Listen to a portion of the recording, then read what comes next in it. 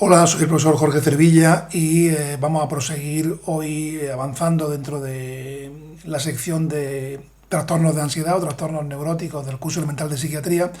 con un trastorno que ha tomado relevancia en los últimos años y que se llama trastorno por estrés postraumático.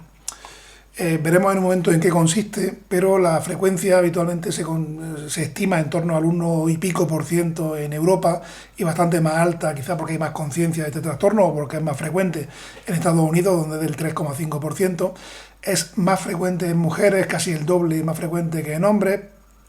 La principal causa es un detonante catastrófico, el que haya estado expuesto el paciente a una situación psicotraumática grave por una situación, pues, por ejemplo, de convivir en una pandemia, viendo morir a la gente, como puede ocurrir ahora con coronavirus en profesionales sanitarios, etcétera, o por ejemplo haber estado expuesto a una batalla, en una guerra, o por ejemplo haber visto o vivido un accidente en el que ha estado en peligro la integridad del paciente. O sea, realmente acontecimientos vitales estresantes catastróficos, muy graves, que impregnan la mente del individuo. Como esta es la causa más importante, el ambiente es mucho más importante que la herencia en este trastorno, donde la heredabilidad está en torno al 25-30%. Los genes que están implicados en aumentar el riesgo de este trastorno en personas que se exponen a este tipo de catástrofes son relacionados con proteínas dentro del sistema del estrés, dentro del eje hipotálamo hipofisario adrenal responsable de la segregación de la principal hormona del estrés, que es el cortisol. Hay, en todo caso, una hiperactividad tanto adrenérgica a nivel periférico como noradrenérgica a nivel central. Y la neuroimagen lo que demuestra es que a nivel estructural estos pacientes, si bien no es diagnóstico, sí que de media tienden a tener más reducidos los hipocampos, que es una zona en la que están las memorias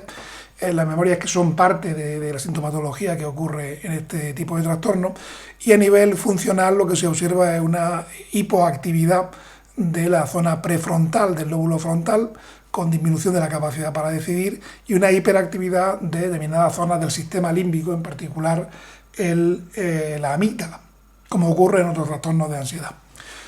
Realmente la clínica del trastorno por estrés postraumático, como hemos dicho, gira en torno a la ocurrencia de una catástrofe que ha vivido el paciente y que le ha producido un trauma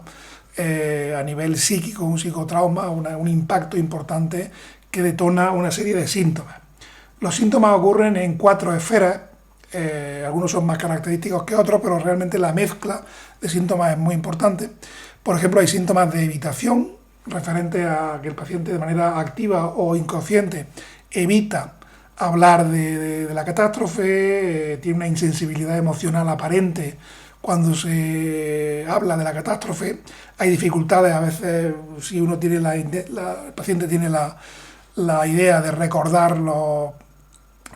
hechos, no es cuando él quiere que le vienen los hechos, como veremos en un momento, y puede haber elementos de tipo disociativo, como disgregación de la articulación de funciones mentales perceptivas, de funciones mentales de conscientes, con situaciones de rareza o extrañeza que tiene el paciente, como ocurre en la despersonalización o desrealización.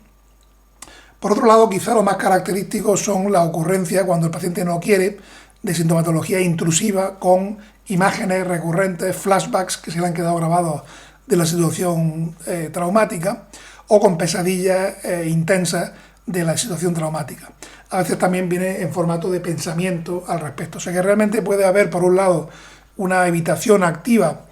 por parte del paciente, pero que intrusivamente, pues a veces la mente accede a ese tipo de material en forma de memoria intrusiva, bien sea como imágenes en flashback o como pesadillas mientras duerme el paciente. También típicamente ocurre un estado basal de hiperexcitación, de activación innecesaria. El paciente está en alerta de manera física, con excitabilidad, irritabilidad e insomnio. Y finalmente pues hay síntomas más bien de tipo negativo, como pueden ser la presencia de hipotimia o depresión, la culpabilidad, la creencia de baja autoestima, de no importancia, el miedo a enfrentarse a ese tipo de situaciones de nuevo, o la dificultad para sentir o anergia afectiva. Cuando ocurre sintomatología mezclada en este tipo de esferas, habitualmente al menos en 3 de estas esferas, durante al menos 4 semanas o más, durante un mes, pues tenemos los criterios diagnósticos para el trastorno por estrés postraumático, que es un trastorno que ocurre o coocurre con otros fenómenos de tipo psiquiátrico. Por ejemplo, es muy frecuente que haya comorbilidad con depresión, con otros trastornos de ansiedad, sobre todo de tipo ansiedad generalizada, y con situaciones de somatización o de despersonalización, como hemos visto antes, ¿no? También hay complicaciones. A veces estos pacientes recurren a la adicción, al consumo abusivo de sustancias, tienen dificultades frecuentemente para mantener o sostener o tener una relación normal con los seres queridos, y no infrecuentemente desarrollan ideas de autolisis o ideas de tipo suicida.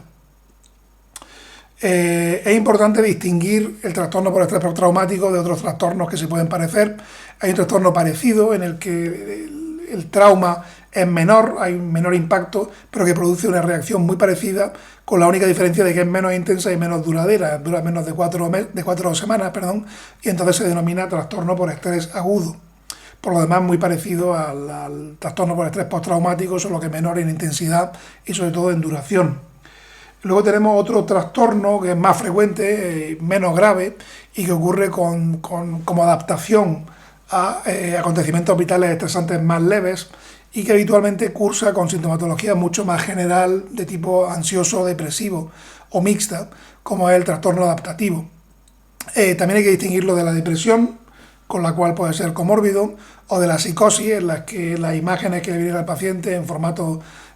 no son de tipo flashback, en las que el paciente sabe que vienen de su mente, sino que son en formato alucinación, que el paciente cree que son como auténticas, y eso lo distingue la psicosis del trastorno por estrés postraumático, donde el paciente es consciente de que el origen de las imágenes son en su mente y además está circunscrito a un evento traumático. Esto también lo distingue del TOC, donde puede haber también fenómenos psíquicos de tipo intrusivo, imágenes a veces y sobre todo pensamientos, que en el caso del TOC pues no están circunscritos a un trauma, a una catástrofe, sino que son más generales y tienen una temática, como vimos en el tema de TOC, pues más de tipo religioso, de tipo contaminación, de tipo sexual, etcétera, ¿no? Unas temáticas más concretas y desde luego no detonadas por un trauma tan concreto como ocurre en el TEPT. El tratamiento farmacológico pues de control de los síntomas, sobre todo con antidepresivos, habitualmente ISRS, y si no funciona se pueden usar duales o tetracíclicos, sobre todo si hay insomnio. Psicológicamente se utilizan técnicas de tipo cognitivo, como es el reprocesamiento cognitivo, o técnicas de tipo conductual, como es la exposición gradual o exposición con predicción de respuesta a las imágenes o a las situaciones similares a las que produjeron el trauma. Por otra parte, no es infrecuente utilizar la terapia grupal, típicamente con un formato de autoayuda o de apoyo, aunque a veces también se puede utilizar terapia grupal familiar. Y interesante y novedoso, pero con menos evidencia, está la técnica de MDR, de movimiento ocular, para anular memorias traumáticas, o la terapia con animales, de relax, en contacto con animales, ¿no? Delfines, caballos, etc. Como puntos clave del trastorno, pues un trastorno que, como digo, lo detona una situación traumática o catastrófica, con una frecuencia del 1 al 1,5% en Europa, 3,5% en Estados Unidos, síntomas mezclados de tipo intrusivo, que son los más característicos, pero también evitativos, de activación y negativos. Por otra parte, pues hay comorbilidad y complicaciones frecuentes, como hemos visto, sobre todo de tipo adictivo, etcétera. El tratamiento de elección pues es una combinación de psicoterapia con antidepresivos y ISRS, y con eso pues acabamos el tema de trastorno por estrés postraumático. Muchas gracias.